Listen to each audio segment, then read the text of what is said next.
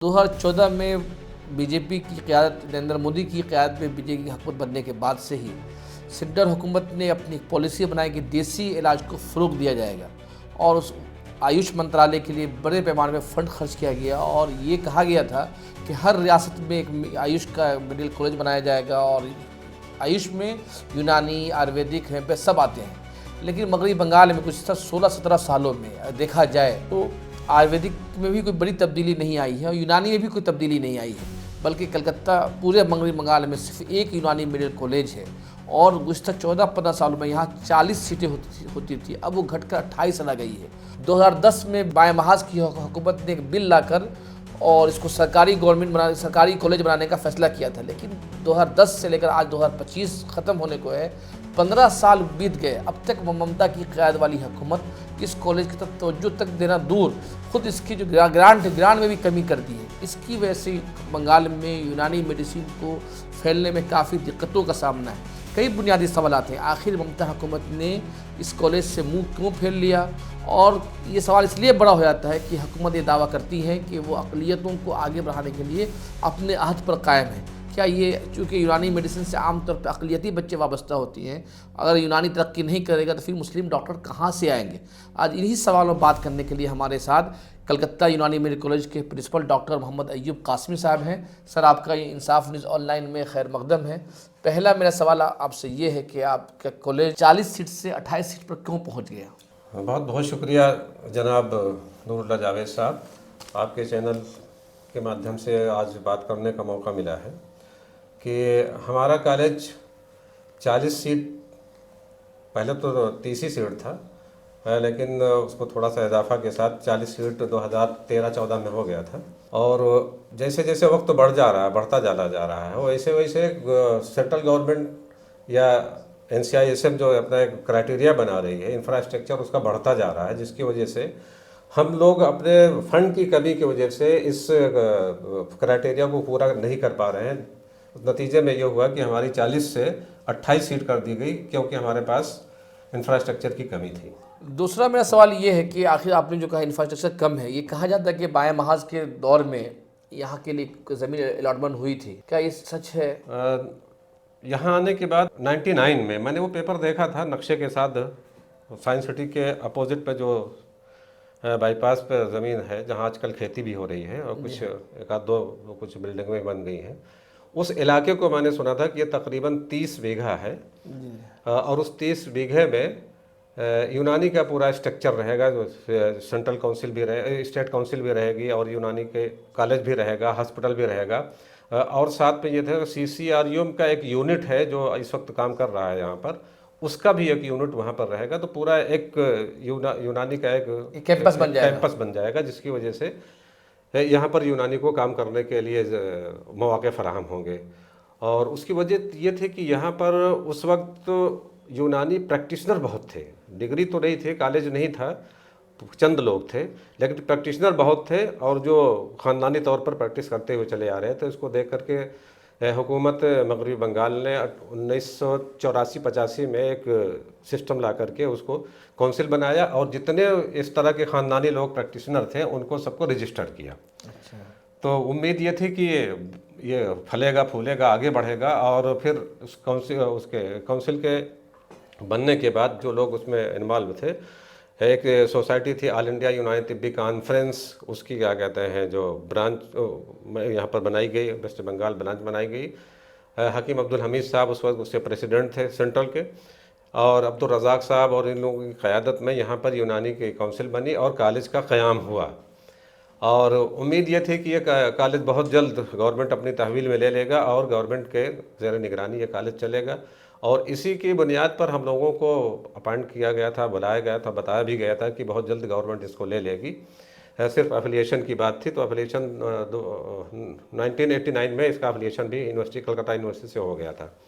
तो आए दिन हम लोग इसकी क्या कहते हैं चर्चा किया करते थे आपस में, जो लोग उस वक्त मौजूद थे, कि बहुत जल्द चूँकि गवर्नमेंट की तरफ से ग्रीन सिग्नल मिला हुआ है, गवर्नमेंट इसको ले लेगी। लेकिन वो वक्त टलता गया और फिर ये हुआ कि बाकायदा तौर पर इसको जो लोग सोसाइटी में कुछ लोग मौजूद थे उन्हीं की तरफ से ये हुआ कि इस कॉलेज को हम लोग खुद चलाएँगे, बल्कि गवर्नमेंट को देने से हमको क्या फ़ायदा होगा, जिसमें सर फहरिस्त तो मरहूम हो गए बेचारे निज़ामुद्दीन साहब MLA, उन्होंने बाकायदा तौर पर यही एक मीटिंग थी, उस मीटिंग से निकल करके उन्होंने कहा कि गवर्नमेंट को क्यों दिया जाएगा, बल्कि हम लोग उसे खुद चलाएंगे। जी और वही निज़ामुद्दीन साहब ये अब्दुल हलीम साहब स्पीकर के इंतकाल के मौके पर हमारी मुलाकात हो गई, तो उन्होंने कहा कि भाई अयूब साहब ऐसा है, वो फाइल आप हमको दीजिए, हम उस पर कुछ आगे बढ़ाते हैं, काम करते हैं। उनकी हुकूमत जा चुकी थी महज के हाँ हुकूमत जा चुकी थी।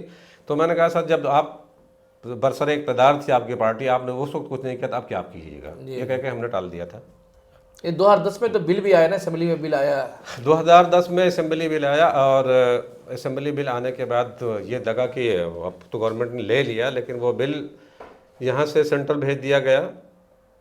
गवर्नर की उस पर क्या कहते हैं मंजूरी नहीं हुई, वरना अगर गवर्नर का साइन हुआ होता तो ये फिर पहले इम्प्लीमेंट हो जाता, गवर्नमेंट ले लेती, चलाती, और उसके बाद उसके सेंट्रल काउंसिल सेंटर की जो तीन डिपार्टमेंट की एनओसी आनी थी, तो वो एनओसी आ जाती।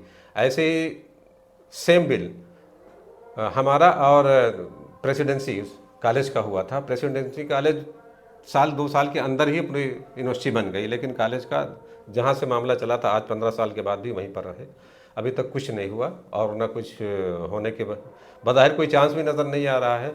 और इन हालात को देखते हुए ये भी लग रहा है इंफ्रास्ट्रक्चर इतना हो गया, टीचिंग फैकल्टी इतनी हो गई, मैन पावर हॉस्पिटल का इतना ज़्यादा हो गया है कि कॉलेज को जो हमारे पास ज़राए हैं, स्टेट गवर्नमेंट हमको 70-72 लाख देती थी, अब आ गया वो 40-45 लाख पर आ गया।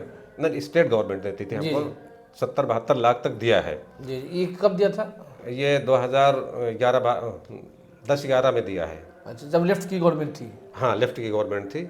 उसके बाद फिर ये ग्रेजुअली घटता गया, और घटते घटते भी ये 40-45 और 30 तक भी मिला है, 35 तक मिला है, 35 लाख तक। और अभी कुछ थोड़ा सा इजाफा हुआ है, 40 कभी मिल जा रहा है, कभी 45 मिल जा रहा है, लेकिन उससे आगे नहीं बढ़ा। और इस दौर में जहाँ इतना बड़ा इंफ्रास्ट्रक्चर है, 40-45 लाख तो 2 महीने की तनख्वाह से होती है अप्लाई की। और एक तरफ तलबा की तादाद घट गई है, तलबा की तादाद घटी और ज़्यादा मुश्किल हो गया है। तो इन हालात में कॉलेज को रन करना इतना ही मुश्किल हो गया है कि जितना कहते हैं कि लोहे के चने चबाना है, ऐसा का कॉलेज की कंडीशन बन गई है। तो इन हालात को देखते हुए अब जैसे लगता है कि यूनानी यहाँ सर्वाइव कर पाएगी कि नहीं कर पाएगी, ये बड़ा अहम सवाल है। ऐसा मेरा सवाल ये है कि आप लोगों ने गुज़श्ता सालों में 2019 में 2021 के इलेक्शन से पहले काफ़ी लंबा भूख हड़ताल भी किया, एजिटेशन भी किए, और हुकूमत के नुमाइंदों से भी मुलाकात की। उस पूरे जद्दोजहद का हासिल क्या निकला?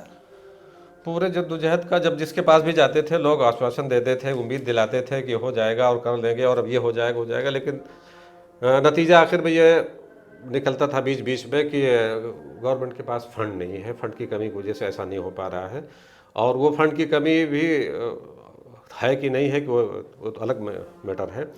लेकिन अब यह है कि इस पर बिल्कुल जैसे रहता है कि साफ हो गया है, कोई इस मसले पर, कोई इस इशू पर कोई बात करने को तैयार नहीं है। हाँ, गवर्नमेंट के लेवल पर कोई सुनने को तैयार नहीं, करने को तैयार भी नहीं है। ऐसा नहीं है कि सिर्फ यूनानी मेडिकल कॉलेज के साथ हुकूमत निगलेक्ट हो रही है। 1985-86 के सालों में बंगाल हुकूमत ने ही एक पॉलिसी बनाई थी कि हर साल 3 से 4 यूनिट हर साल 2 यूनिट बनाई जाएगी यूनानी मेडिसिन का।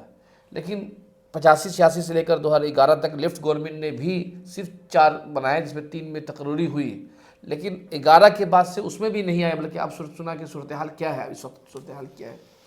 जब ये काउंसिल बनी थी तो काउंसिल बनने के बाद ये यूनानी स्टेट यूनानी काउंसिल जो बनी थी जी मगरबी बंगाल, तो उस वक्त ये डिसाइड किया था कि चूँकि अब कॉलेज बनाना है और क्या कहते हैं मेडिकल ऑफिसर नहीं होंगे तो यूनानिक चलेगा कैसे।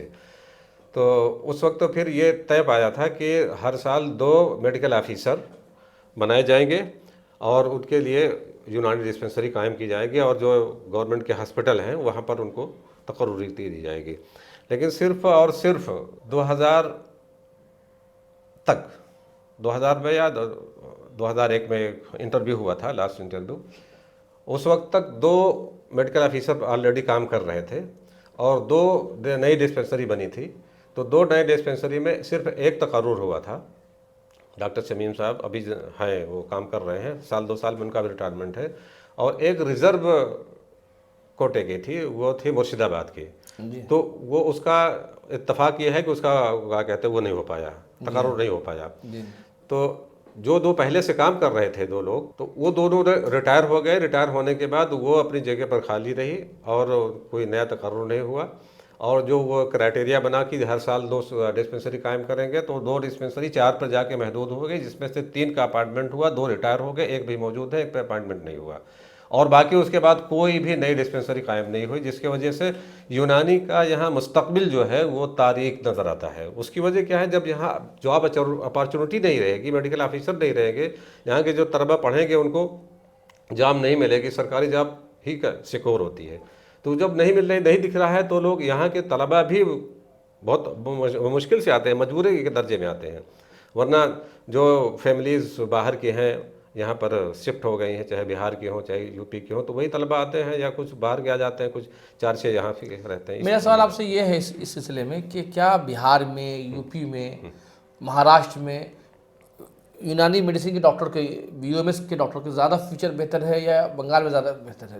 बंगाल में तो बेहतर है, नज़र ही नहीं आ रहा है। क्या वहाँ भी सूरत हाल इसी तरह की है या कुछ दूसरी सूरत हाल है? जी बिल्कुल सही आप कह रहे हैं। बंगाल के अलावा अदर स्टेट में बहुत अच्छी सूरत हाल है। क्योंकि अभी जो बगल में, डॉक्टर हाँ बगल नसरत में, परवीन का जो मामला पेश आया वो भी आपकी कॉलेज की तलबा थी। वो हमारे कॉलेज की तलबा थी वो। और बिहार में अभी 37 मेडिकल ऑफिसर का 35 या 36 ऐसे मुझको याद पड़ता है कि मेडिकल ऑफिसर यूनानी के उनका तकर्रुर हुआ है।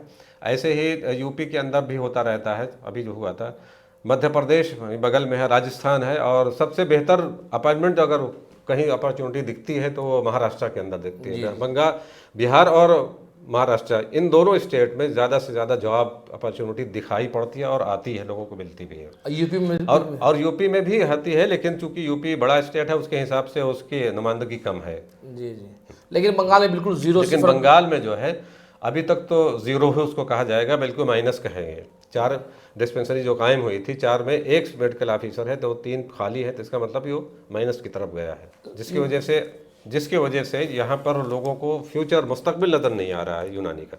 यहाँ के तलबा से मैंने बातचीत की, बहुत सारे तलबा बताते हैं कि जब वो 4 साल मुकम्मल करने के बाद जब गवर्नमेंट अस्पताल में जब ट्रेनिंग के लिए जाते हैं, लेकिन तमाम स्टूडेंट को स्टिफिन मिलता है, लेकिन यूनानी मेडिकल कॉलेज के जो तलबा वहाँ काम करते हैं सरकारी अस्पतालों में, उन्हें पूरे 1 साल कोई भी स्टिफिन नहीं मिलता है। तो इसकी वजह क्या है? मतलब क्या ये स्टिपेंड न मिलने की वजह बुनियादी तो यही है कि जब गवर्नमेंट इसको टेक ओवर करती है तो गवर्नमेंट के शेड्यूल में रहता है कि जो के इंटर्नीज होते हैं, पास आउट होते हैं, उनको जब मेडिकल उसमें जाते हैं, गवर्नमेंट हॉस्पिटल में जाते हैं या ट्रेनिंग करते हैं कॉलेज में भी, तो उनको स्टिपेंड दिया जाता है। लेकिन प्राइवेट कॉलेज के पास तो फंड ही नहीं होता है कि कॉलेज को रन करा सके, तो वो कॉलेज के लेवल पर तो उनको नहीं मिल सकता। गवर्नमेंट अगर उसके लिए बाकायदा तौर पर फंड जारी करे, गवर्नमेंट करे, अस्पतालों में काम करते हैं बच्चे, नहीं तो हाँ गवर्नमेंट इदारों में काम करते हैं, लेकिन वो पार्ट ऑफ स्टडी होता है, वो कोर्स का हिस्सा होता है, कोर्स का हिस्सा होता है। लोग बताते हैं कि आयुर्वेदिक वाले को मिलता है, इसको मिलता है, लेकिन आयुर्वेदिक वालों को उन्हीं को मिलता है जो गवर्नमेंट हॉस्पिटल से पास आउट होते हैं, वो कॉलेज से पास आउट होते हैं, उनको मिलता है। अच्छा, जी जी। लेकिन ये अपॉर्चुनिटी होनी चाहिए स्टूडेंट को, कम से कम इतना तो हो कि उनके आने जाने का और खाने का रोज़ का खर्चा कम से कम निकल आए। इसको गवर्नमेंट को इसकी तरफ नज़र करनी चाहिए और इसके अलग से फंड देना चाहिए स्टाइपेंड के नाम पर, हर प्राइवेट कॉलेज को देना चाहिए। मेरा आखिरी सवाल है कि कलकत्ता यूनानी मेडिकल कॉलेज को तकरीबन 2 दहाई से ज़्यादा का अरसा हो गया है, बल्कि ज़्यादा हुआ है, 90 से काम कर रहा है, 94 से कॉलेज कायम हुआ है, मतलब 30 साल का वक्फा होने जा रहा है, 30 साल का। इस 30 सालों में 3 दहाइयों में कलकत्ता यूनानी मेडिकल कॉलेज का क्या कंट्रीब्यूशन है समाज के लिए? कितने डॉक्टर निकले हैं यहाँ से? समाज के लिए कंट्रीब्यूशन तो हमारा बहुत बेहतर है। जी जी, आप कलकत्ता के गिरद नवाह में और कलकत्ता के ख़ास तौर से इस शहर के अंदर बहुत से नर्सिंग होम में भी हमारे स्टूडेंट मिल जाएंगे, अपने ज़ाती उनका अपना चैम्बर है उसमें भी मिल जाएंगे। नर्सिंग होम छोटा मोटा किसी के अंडर में उन्होंने काम किया है या कर रहे हैं तो वो भी मिल जाएगा, और कम से कम खर्च में, कम से कम पैसे में ये अवेलेबल हो जाते हैं और पब्लिक के लिए एक एसेट बने हुए हैं कि मतलब उनके हेल्थ सर्विसेज उनको दे रहे हैं। अब तक कितने डॉक्टर बने होंगे यहाँ से? तकरीबन 5 के आसपास हो जा रहे हैं, 500 के। 500 डॉक्टर निकल चुके हैं। जी जी। हाँ, वो 500 जो निकले वो सिर्फ बंगाल ही में अंदर नहीं रहे, वो पूरे मुल्क में फैले हुए पूरे हैं। मुल्क में फैले हुए हैं। और ख़ासतौर से बिहार, यूपी और झारखंड और क्या कहते हैं महाराष्ट्र के भी बच्चे हमारे पास आते हैं पढ़ने को, राजस्थान।